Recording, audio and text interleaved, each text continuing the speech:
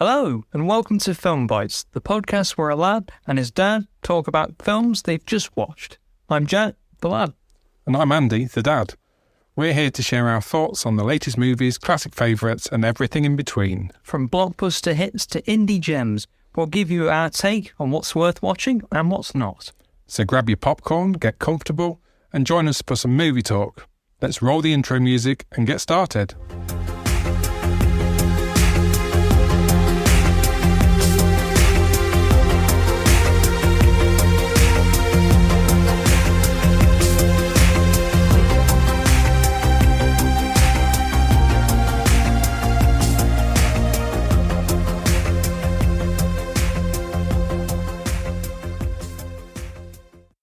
So, starter today is Wolf Garden. William has gone into hiding in the countryside following horrifically violent events.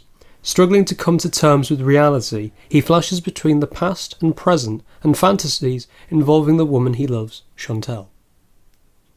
Low-budget British horror from Wayne David, and he's written it, starred in it, directed it, and I'm hoping I'm right about that. I think he's produced as well. Yeah. So it's now available on Amazon Prime, and to be perfectly honest with you, I was really quite impressed by the film. When I looked at the trailer, first of all, I thought, I'm not sure I'm going to think much to this. Micro-budget films are great as long as you kind of understand where you are with them. Yes. And the trailer doesn't really wrap the film up as well as the film itself does. It's quite nuanced in the way that it does it. So let's talk a little bit more in detail about the film. So it's not an out-and-out horror. No. It's much more psychological. Yeah. It's a study in paranoia in some respects. Oh, definitely. It's also being in an enclosed position where you are just by yourself at home, which I suppose... I don't know when this was filmed, but this sounds very familiar to a certain time that we have all experienced. The isolation of lockdown is certainly something that's an underpinning theme to the film. And paranoia, obviously, during that time was a big thing. I liked where this film started off. You understand that it doesn't have the budget of a big blockbuster, but what you start with is the writing. And... the dialogue in the film, sometimes it's a little bit clunky. Yeah, a little bit patchy at points. And I think that may be down to the way that the sound has actually been recorded, because the actual performances themselves are pretty compelling. Agreed. But what's interesting about this film is that it's not linear, and you have multiple overlayers of flashback sequences which tell this story in quite a unique way. It reminded me... little bits of Nick Rogue, little bits of Hammer horror. I got the Hammer horror, yeah. In that it represented quite a classic feel, but also kind of still drew you into the film. And that was a very clever thing to do. Definitely. There's not a massive cast, and I think in this particular circumstance, that's a good thing, because it feels very, very intense in certain sequences. The relationship between William and Chantel, which starts off and it's a little bit clunky, but then you start to understand, actually, no, there's a good balance between the acting and what the story is trying to tell you. Really? And I think as the film went on, it wasn't really until sort of just past halfway through that you started to understand what the real story was. And I think that, again, is a good bit of storytelling. Along the way, I think... it was visually quite impressive. Oh, definitely. I think the cinematography was stunning in a lot of points. Even at the very beginning of the movie, before we have the dialogue and before we have the script writing, we see these shots of open fields of the UK in general, with the kind of landscapes of a bleak sky, which we are so used to of this country, let's say.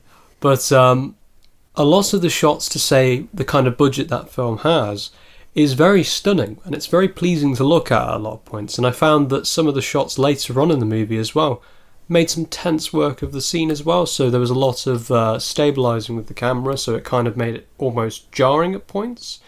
I mean, there's a lot of cuts that are almost disjointed at points. There was one in particular around a shed where you would expect the camera to cut away, but it does another thing where the positioning of the camera just changes. It's unusual for a character. To kind of explain it, imagine you've just got a close-up shot of someone's face, and the next shot that you do is the side of their face. It's jarring because you expect the shot to go to either someone else or it goes to a different point of view. So to do that, there was a bit of... I suppose it's juxtapositions at points where it just feels a little strange, but it works that way. And if it's by accident, it's a happy accident because it works effectively. I think the whole movie orients itself around unusual aspects that go on and the kind of plagues in the mind that is just so strange as well. I mean, the main character, William, is clearly not doing well. He's, on his own in a particular instance with this cabin in the woods, which a setting alone is very, it's a trope, obviously it's related to a cottage rather than the cabin, I should say, because of it being UK based, but you know exactly what it means. It's exactly that. It's still the cabin in the woods scenario, but it's playing out in a different manner that you wouldn't expect as such. And I think that that's quite nice.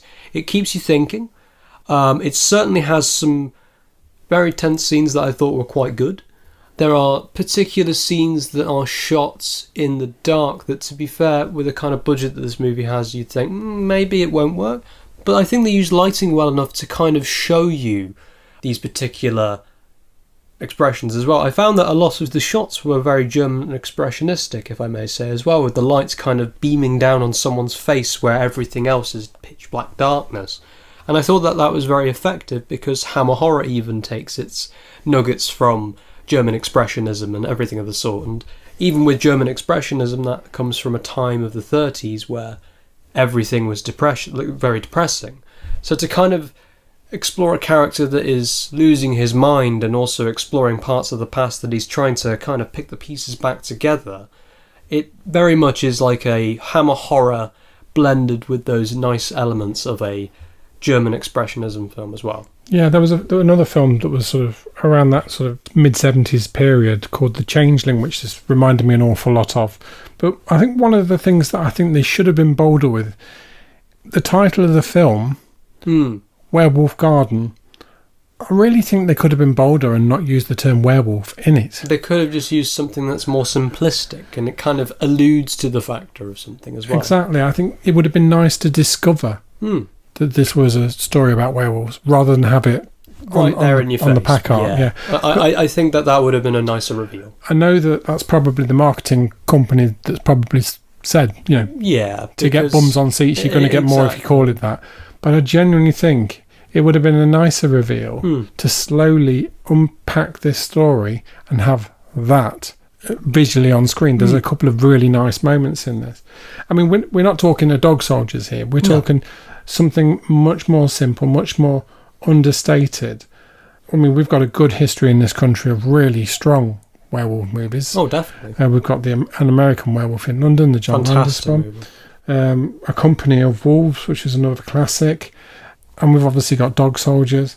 This one here, it could be with a bit more money spent on it, slightly different grading, and just a bit more subtle music in places, because I thought the music itself, whilst it was interesting and nicely sort of...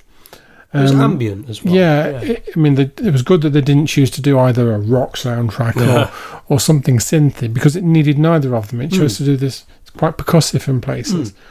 But I think sometimes it wasn't actually needed to what was going on screen. Silence, which is a key theme of the movie as well, might have been actually an element that you could have worked with a bit more.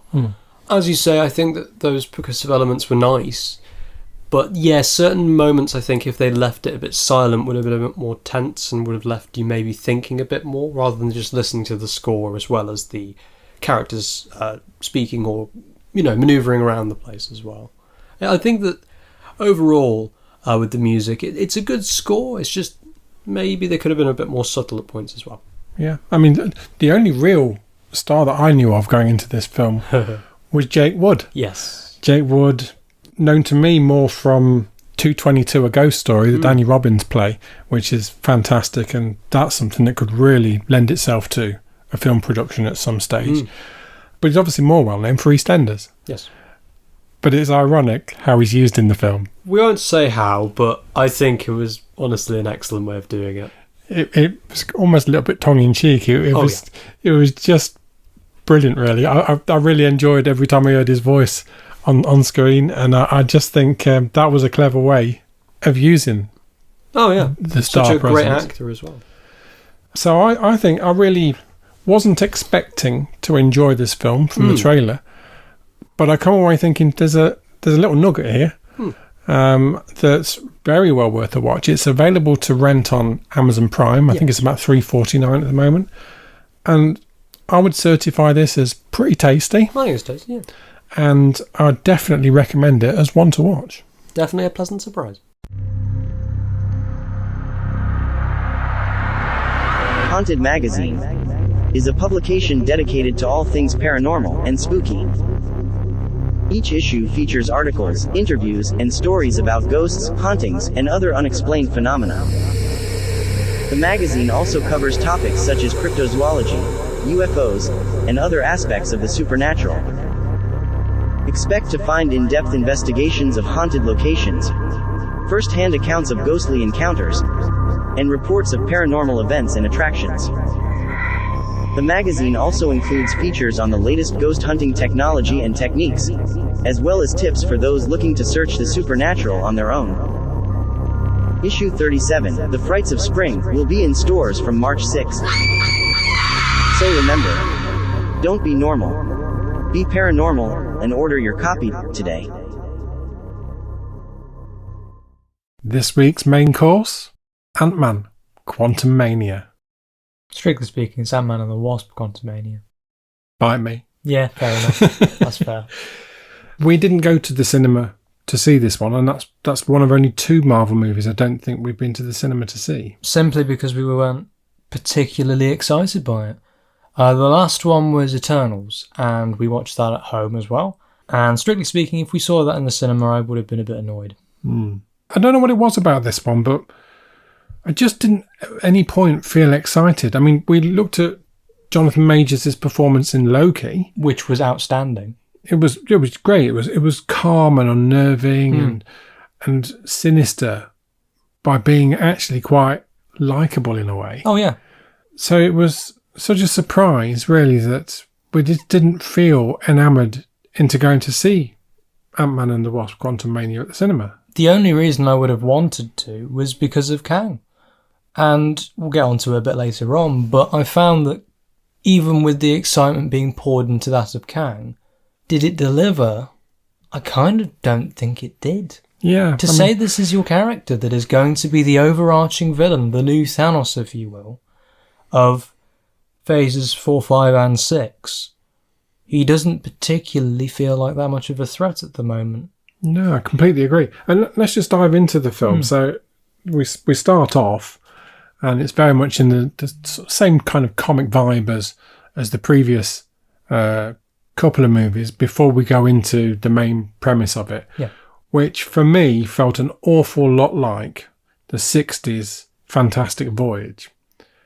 And to say that was such a long time ago, effects-wise, in that early stages, I thought it was actually pretty close. I mean, we know that there's been issues with regards to the CGI at Marvel. And also the VFX team. And we watched the IMAX version of this that was on Disney+. Yes.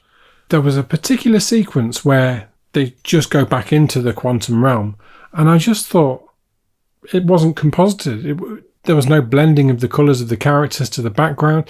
It looked like something that was a throwback to something, say, 15 years ago. Probably, yeah. And to say that this is supposed to be top tier Marvel going into this next phase, you just think, hello?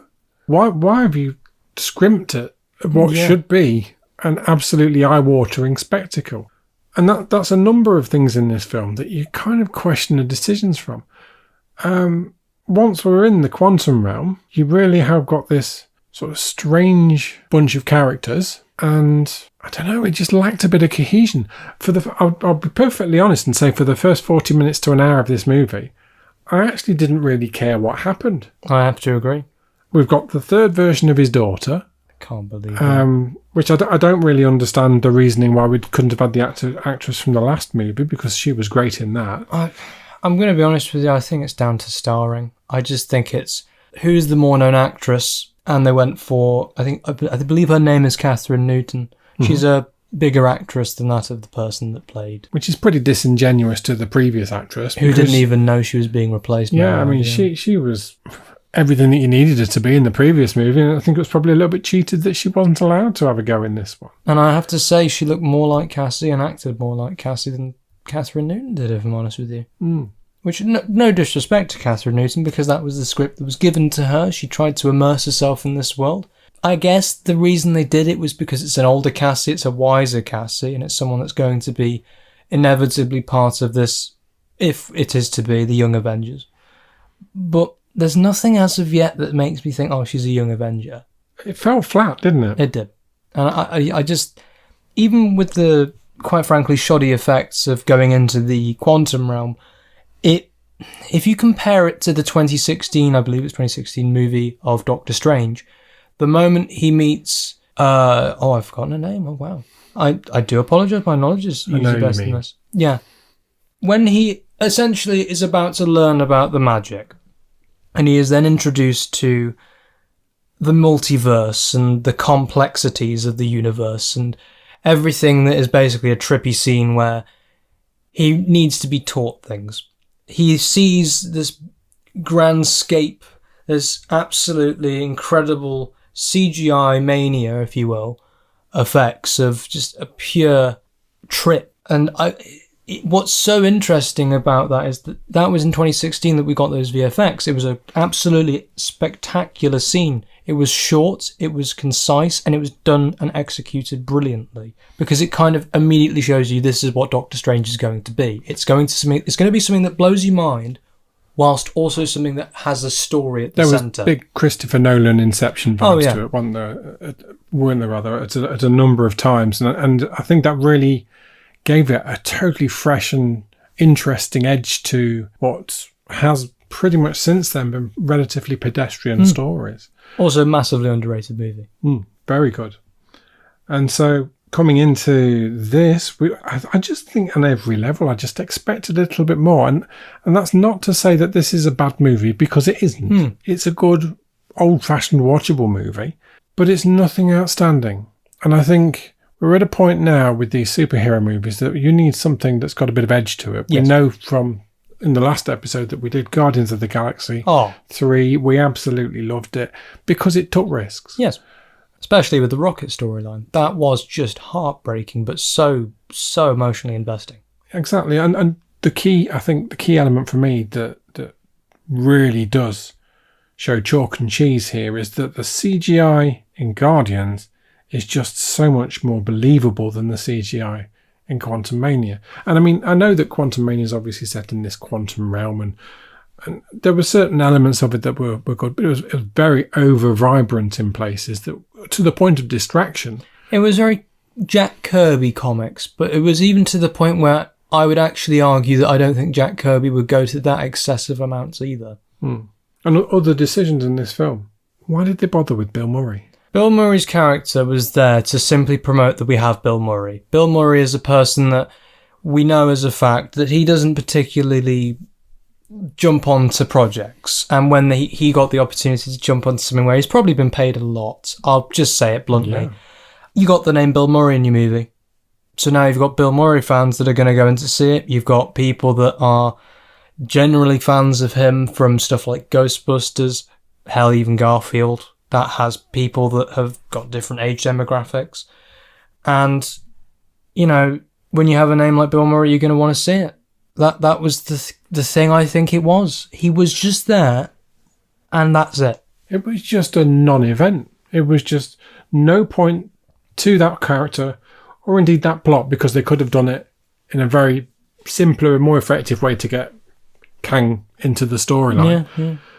And it was just flat. It's not the only decision. Obviously, we've got to talk about the elephant in the room. Oh, gosh. Yeah, the weird big-faced elephant in the room. MODOK. Which, by the way, I know he's a very strange-looking character in even the comics, But at least the comics had some great depth to the character where he was punishing himself because he couldn't see the person that he loves, which is a sick story, may I add. And I think the best adaptation of him is not just the comics, but there was an animated TV show of Iron Man back in the 90s that I watched growing up. And it has some incredible story arcs with the Mandarin, but the Mandarin's apprentice, if you will, the person he's using, who's effectively Kang in this movie, using MODOK. MODOK in the show had great depth. He was a scary villain, but he was also, without using the expletive, he was an a-hole. Yes. He was someone that got under your skin because he wanted to. He was essentially, it's almost like a syndrome, if you will. He couldn't bear his own sight of himself because, let's be honest, he's genetically mutated, he is deformed, and he's a floating head on a chair. He's a monster. Yeah, he's a monster. And what we got in Quantumania, well, it was just weird. This uncanny valley. They should have given him some kind of metallic light eyes. They should have given him these nasty looking teeth, more monstrous. And I think what they went for was a joke. And I think that was done wrong. I think that MODOK, when he had his helmet on, was better. Yes. It's the same thing I felt about Kylo Ren. Oh, obviously it's not as extreme as Kylo Ren, but Kylo Ren should have kept his helmet on. It's the same way Vader, with the exception of Vader, I think the ending made sense to show his face. This one I think is a little more embarrassing though. I mean, what was even it was a way to segue in a character from Ant-Man 1. Pretty much, yeah. Into this, who we kind of had little sort of references to in Loki. Which was nice, and you just didn't need to go anywhere else with it. But to do what they did with this was, every time it was on screen, it was distracting. Yeah. It was, I mean, we know it's an overpowered enemy. Yes. But I don't know whether they wanted to go for a comic sort of funny vibe to it, but it was neither particularly funny or served any particular purpose to the storyline. I think, you didn't need that character in this movie in this way. And so you've got two key elements that they've kind of promoted on in many ways. I mean, the whole thing of not showing MODOK, even though we knew that was on the trailers. Yes. Well, you had to wonder, why weren't they showing MODOK? And you think, well, there's obviously a reason. And when you see this reason... Oh, my. Yeah. And I don't even blame that on CGI artists. No. I blame it on the concept of using this character. I think that was creative choices, and they went for something that they were genuinely thinking was probably going to be funny for the kids. I think that's the way they looked at it. I think it was a Jar Jar Binks. It was a kind of character that was just there to create comical sense, but it's also, in my opinion, it was supposed to be a reference to the fans that wanted MODOK for so long. People have been begging MODOK since Phase 1 of Marvel. They've wanted him in Iron Man 2, they've wanted him in Iron Man 3, they've wanted him to be alongside the Mandarin. They've wanted him to be some kind of villain, in some kind of spectacular sense. And not just that, I'm pretty sure people were begging for the Fantastic Four to even have MODOK, which, by the way, would make a lot of sense. I would definitely understand that being something that happens. Yeah. And I'd like to hope that this is some multiversal version of him, and we can get somebody different, because it is just... Stop it now. I just don't need to see that. No, that's the way you don't do a character. And so you've kind of got these other periphery characters as well, who you don't really get the time to engage with. There was one I particularly liked who I unfortunately didn't catch the name of. But she's also in Mandalorian season 2 and 3. Yeah, I know she plays almost like a barbarian, if I may say, badass. She's amazing. I think she's a great character. But for the majority, I mean, you've got heavyweight actors like Michelle Pfeiffer. Who carried the movie? Michael Douglas. He's there. He's just literally there for his paycheck, and it looks like that in this one. Have you seen the interview with him talking about the film, like how he actually reacts to explaining the plot even? He doesn't know what he's talking about, and he actually shows he doesn't know what he's talking about. Mind you, let's be honest, I think that if you came away with the script, you probably wouldn't know what you were talking about, because there's an awful lot of stuff in here that's just guff. If I'm honest, this movie is just, by the way, think about the big overarching villain now that is Kang. He is also now a part of this big grand scheme of things, and Oh, by the way, look forward to our new Avengers movie. It's all a bit throwaway, isn't it? It's all a bit... There was an opportunity. Irrelevant. There was a great opportunity to explore a few things. You know, Cassie with her father. She literally was in a time of 5 years where she was on her own, really, believing that her dad was dead amongst half of the population of every single universe and planet. Strictly speaking, not universe, but oh well. But either way, there's a story there that could have been really interesting. And they kind of just throw that away very quickly in a very boring manner. They do things that's not really explained very quickly, very well. I don't particularly like the way we introduced Cassie's superhero suit. I thought it was just, oh, here it is. No build up to it, no kind of suspense, no engagement. It was just there. It just sort of happened. Yeah. And it's just like, oh, okay, we're going to talk about that later. No, we're not. No. Wasp, there. Not much to say. Did she actually have anything to do in this film?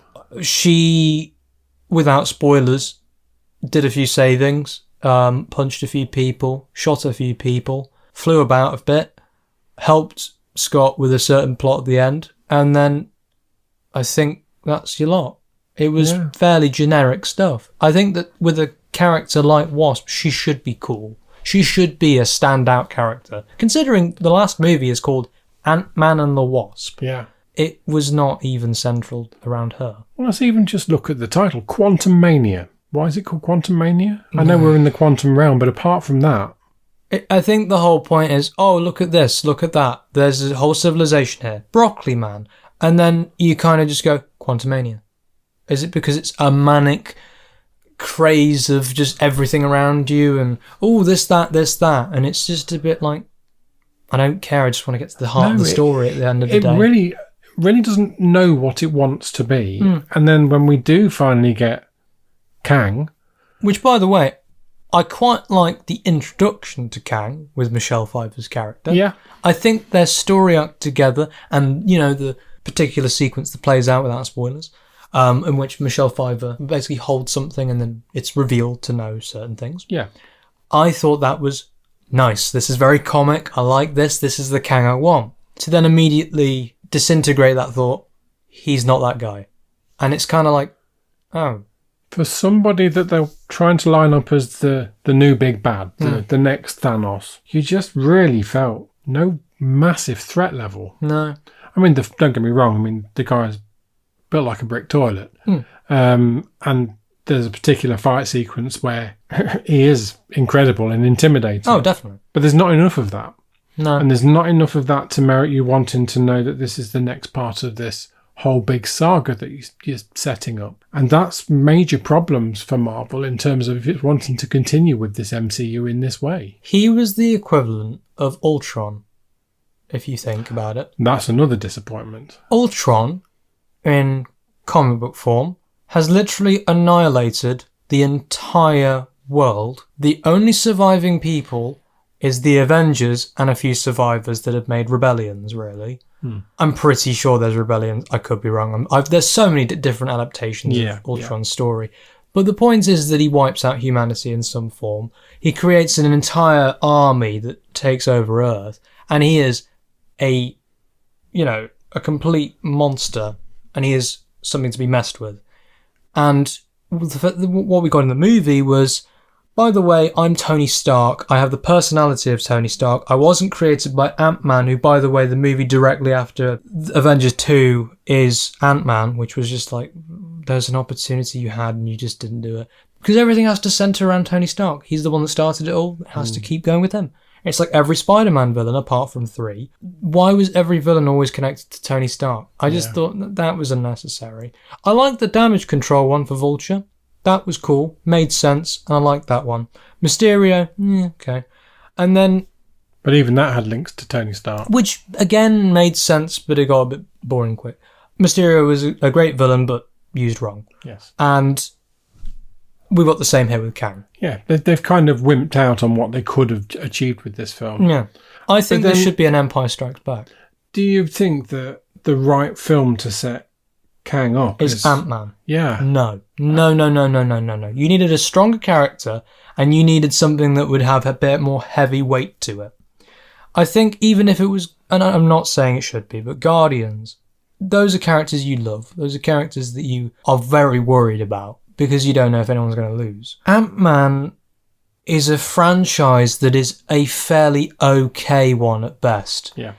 The first movie is decent. It's a heist movie, and I had a lot of fun with it. But it is, at the end of the day, a simple movie. And it is kind of just, here's our introduction to the character. Oh, by the way, Civil War. And there was a lot of fun characters in that film. Oh, yeah. Loads. That are completely forgotten about in this one. I mean, one of the best ones is the one that literally talks about the entire story of the movie. Yeah. So it gives you a chance to catch up. He's not in this one. Yeah. And it's just like, I tell you now, if we had a catch-up of that story with him in the Quantumverse somehow, it would be much better. Even if they'd done something cheeky like that with an after-credits sequence, it would have been better than what we had. I think both post-credit scenes, apart from one, I think the one's pretty good. There was another one that I just thought, I didn't need that one. That was just a bit like, great. I knew that because it's in the title. So, in terms of pluses for the film, it is watchable. It's watchable. It's fun in a lot of areas, and there are some unique ideas. It's entertaining enough, but it is a generic film. So you're going to enjoy it in the way that any other generic film, you can put it on, it's mildly entertaining, but it's not going to make you go, wow, I really wish I'd bought this on Blu-ray, or wow, I wish I'd been to the cinema to see it, because it's just okay. I don't regret the fact that I didn't see it in the cinema, and I hate saying that as a Marvel fan. Yeah. I really do. I don't like being in this age where we're now at this point with Marvel where we really can't expect much.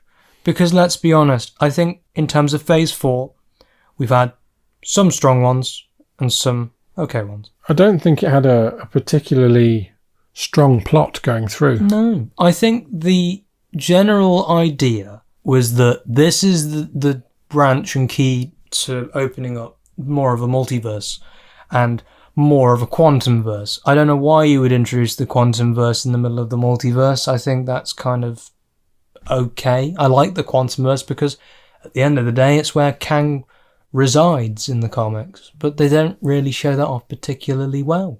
I think it's quite boring how they do it, if I'm honest with you. And even then, this big anticipation of the character is just like, okay. I've got to say, Jeff Loveness is the one that wrote, I believe, all 3 movies. Or did this one, I can't remember. And Was it Edgar Wright that was involved with the first one? First one, but then left. Yeah. And Edgar Wright would have done an amazing job. Wouldn't he just? You know that it would have been a lot sharper script than these. I mean, there was a test screening that was in the movie at the end of the day, but it was just like, that right there would have been amazing. Yeah. And I think the news that's come out recently, I don't know if you've seen this, is Jeff Loveness was supposed to be the writer for Kang Dynasty. Oh, he's gone, hasn't he? Yes. Yeah. So I've seen Twitter, I've seen responses on Reddit, I've seen responses on Instagram and other forms of social media, and it has been cheery. It's almost like something you'd see at the end of Return of the Jedi with kinds of celebrations. It's a kind of win, people are saying. And there's even people asking, is it a win or is it a loss? And there are people saying it's a win. I wouldn't class a writer losing the potential to write something great a win. No. But at the same time, if we're going to have the same kind of shoddy writing and shoddy storylines that we had with each character, I just think, yeah, maybe it was the best choice. I mean, there's so many plot holes that aren't explored, like what happened after Hank and, Michelle Pfeiffer's character, I can't remember, Janet. Sorry, that's my bad. I should be knowledgeable of this, but what happens with Hank and Janet? Did they get to talk about more things? I mean, she's been gone for 30 years after Ant-Man and the Wasp, and we don't even address that as such, apart from a few little things. A few little nuggets, yeah. And then, one of which you didn't really need to know. Didn't need to care about. It was a joke that wasn't funny. Yeah, quite. And, I mean, again, there are some moral messages that I like the idea of, because it's superheroes at the end of the day. And then that's brushed under the carpet very quickly. That's because it doesn't want to get too political again. Yeah. And it just kind of... I really wanted to like this more than I did. And I think that's the problem. I think that's a brilliant way of putting it. There is a lot to like, but it's just not properly thought out. Yeah. It looks like a movie that's been rushed to release rather than something that's been crafted with love. Yeah. And I think, in terms of the writer not being the writer of the larger project. Well, I think it's got to be a good thing, because I think you need somebody that's got a talent for bringing in threads of other ideas. And the threads of other ideas that we saw in this film just didn't work. It didn't.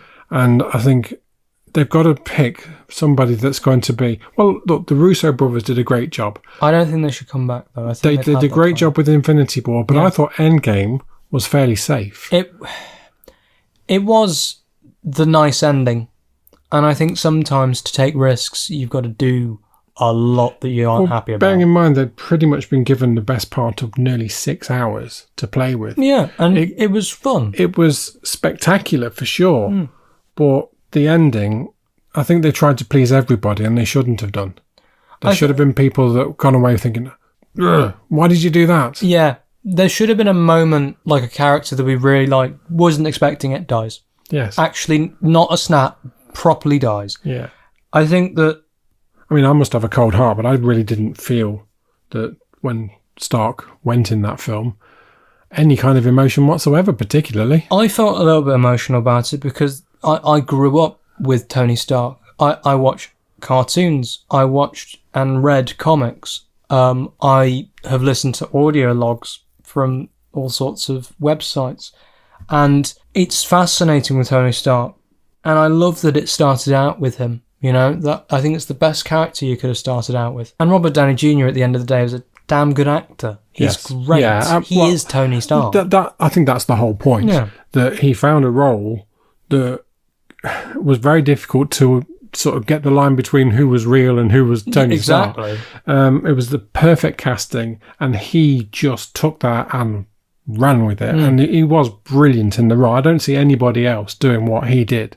Well, let's be honest, every other Marvel film stands on the shoulders of his performance in Iron Man. Yeah. There wouldn't have been this big MCU without the quality of the performance of that film. I mean, you can still put Iron Man on now and still love it. It's still a great film. I mean, the 2 sequels are sketchy, but his smaller appearances in the Avengers... he's a standout every time. They're great, because he's got that charisma.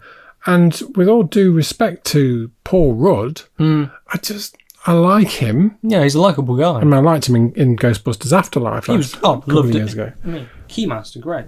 But I don't necessarily think that building some form of foundation for a whole series of films is going to work on the basis of his style of performance. Yeah.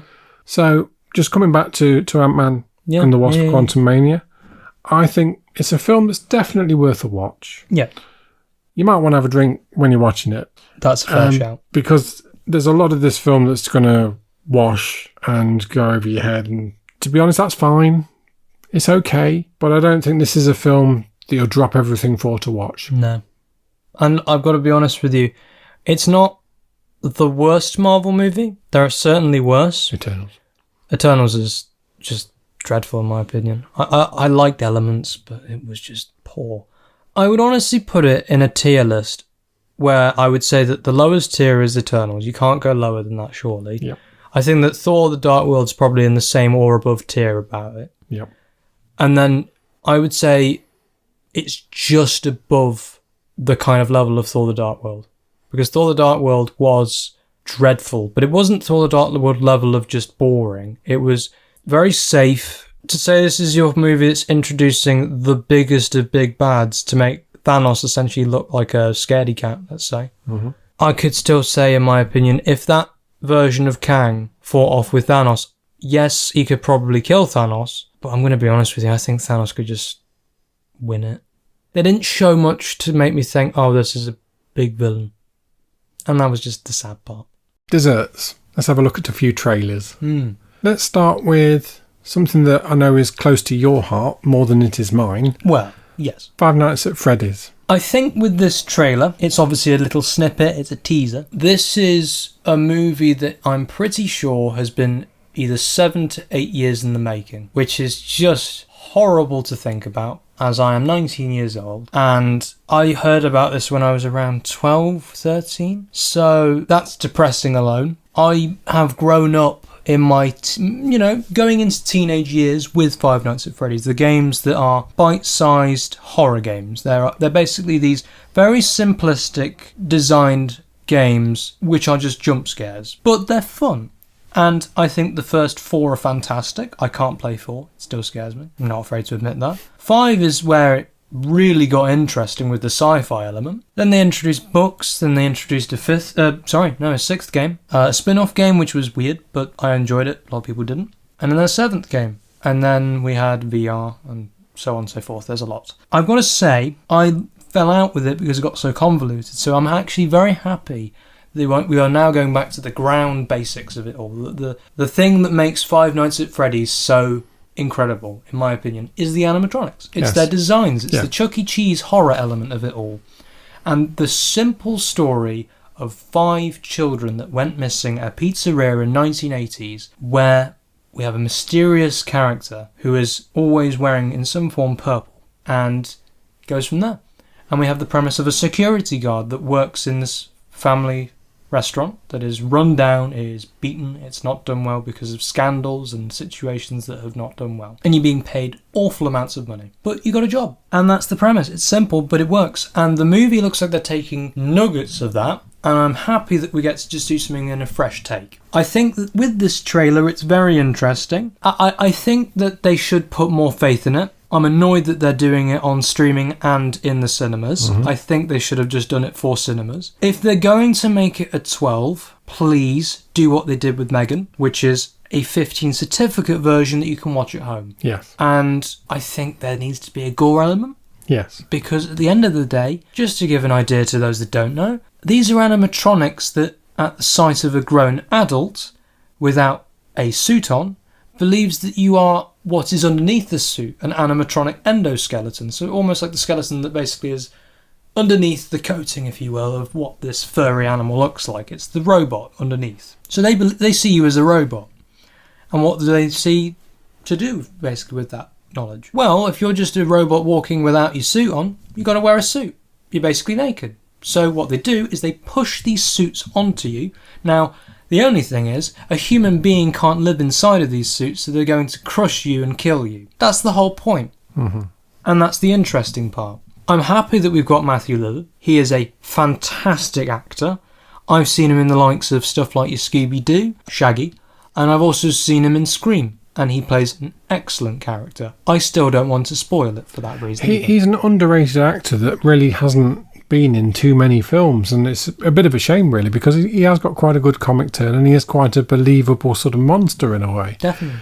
I think going into this trailer, and I can watch it slightly more fresh than you. Yes, definitely. I liked the VHS training video, but lovely it stuff. Did feel like something that a fan could have created. It does, and the posters are uninspired. Yeah, I mean, the whole aesthetic of this film, considering, we've had Willy's Wonderland, which, to be fair, is bonkers, but works. But apparently, there's parts of that were a rejected script for the Five Nights movie. Oh, interesting. That made it into that film. Oh. And that explains why it's quite well, let's be honest, it's FNAF without being FNAF. So, let's be honest then. Five Nights at Freddy's movie. Excited? I'm excited. I would like to see more. I am still in either way. I think me too. I think it's probably one that I do want to see. I think I'd like to see it at the cinema. Yes. I don't necessarily go straight for the streaming stuff. No. And I really do, again, like you, wish they had more faith in their product. And I hope it's not a sign that we've taken some shortcuts with this movie after all this time. Which would be absolutely awful for the fans that have waited so long for this. So next trailer, The Creator. This one comes from the mind of Gareth Edwards, who, to my mind, is a genius. Agreed. Going all the way back from his first feature, Monsters, which was staggering. It wasn't the best film in the world, but in terms of what he did with it, and I think for the most part, special effects in his bedroom, it was just outstanding. I loved his Godzilla, and I don't care that Godzilla wasn't on screen long enough. I loved it. I thought still the best one. Yeah, and I thought it was the best vision of Godzilla. Oh yeah, I thought the threat level was all the way there. 6 minutes of screen time, it was still much of a threat. Exactly, and I loved his Rogue One. I thought, I know they did obviously tweak and reshoot and all that kind of stuff, but it was his core film that made it such a remarkable Star Wars project. I agree. So the creator, it looks like superficially this is a bit similar to what the Terminator is. Yes. However, this has got quite a good vibe, especially with everything concerning AI that's in the news of late, and how AI is really starting to take over in terms of not just in sort of simple things like word processing, but it's actually starting to take place now in most parts of everyday life. Yeah. And so this interesting take is not in the far future, I don't think, it's just in the near future. It's a dystopian vision, obviously. Oh, yes. Special effects, they jumped out at me. They had, there was some unique designs, but there was also some sort of designs that reminded me of other sci-fi elements. So it's being familiar whilst also different, which is also always something that always clutches at the sci-fi strings. Yeah, and with it being a Gareth Edwards movie, we know we're going to get some interesting visual elements to Definitely. it. He's probably the closest thing that Lucasfilm at the time had as an auteur. Yeah. He really does put a stamp on his movies, and this one I really like the look of. You knew the actor, didn't you, from this one?